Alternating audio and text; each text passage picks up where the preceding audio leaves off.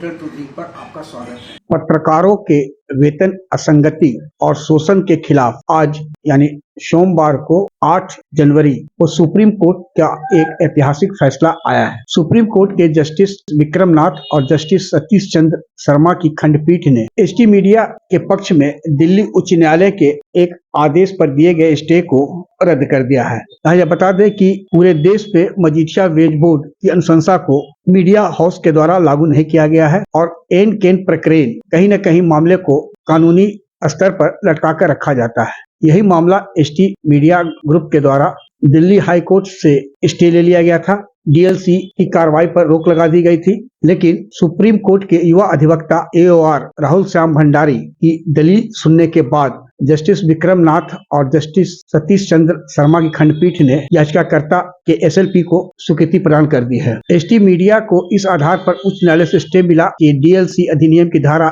17(2) के तहत मामले को लेबर कोर्ट में नहीं भेज सकता है। साथ ही उच्च न्यायालय के समक्ष उनके रिट में तथ्यों के कई अन्य विवादित प्रश्न उठाए गए थे। सोमवार को जस्टिस विक्रमनाथ और जस्टिस सतीश चंद्र शर्मा की खंडपीठ के समक्ष एओआर राहुल श्याम भंडारी ने बहस की।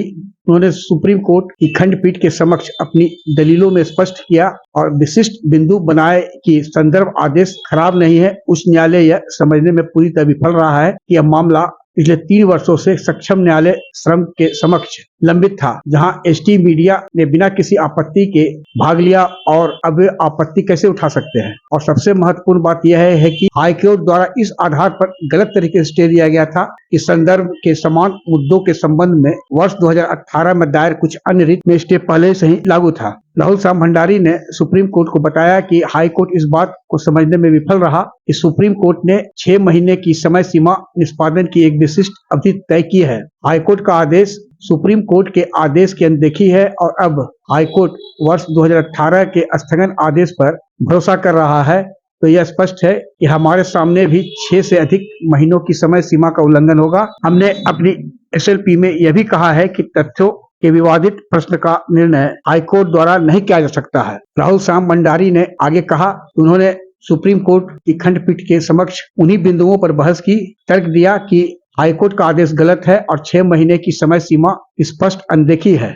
हाईकोर्ट ने अपना दिमाग नहीं लगाया और लेबर कोर्ट ने इस मामले को जब्त कर लिया है, जो कि सही अदालत है। सुप्रीम कोर्ट ने उन्हें सुनने के बाद नोटिस जारी किया, हाईकोर्ट के आदेश पर रोक लगा दी और श्रम अदालत को याचिकाकर्ता के मामले को जारी रखने का निर्देश दिया।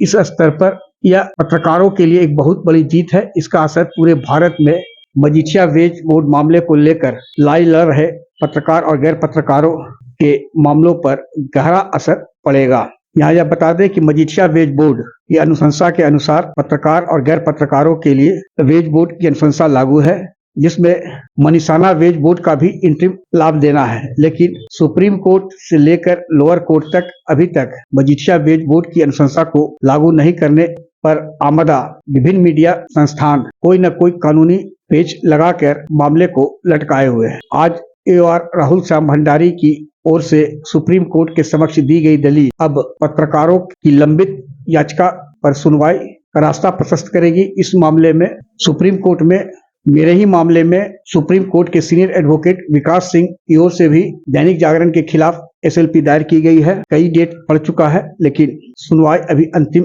दौर में नहीं है, लेकिन जल्द ही इस मामले में भी सुनवाई होगी और उसके बाद पूरे देश के पत्रकारों के लिए एक अहम और जो कानूनी अड़चन अब तक लगाने में विभिन्न मीडिया समूह सफल रही है, उससे छुटकारा पत्रकारों को मिलेगा। और इस साल उम्मीद है कि पत्रकारों की जो न्यायोचित मांग है उस पर सुनवाई होगी और जो पत्रकार निकाले गए हैं मजीठिया वेज बोर्ड मांगने के आरोप में विभिन्न आरोप लगाकर उनके और उनके परिवार के लिए भी राहत का साल साबित होगा। आग्रह है कि इस वीडियो के लिंक को लाइक, शेयर, सब्सक्राइब अवश्य करें। धन्यवाद, नमस्कार।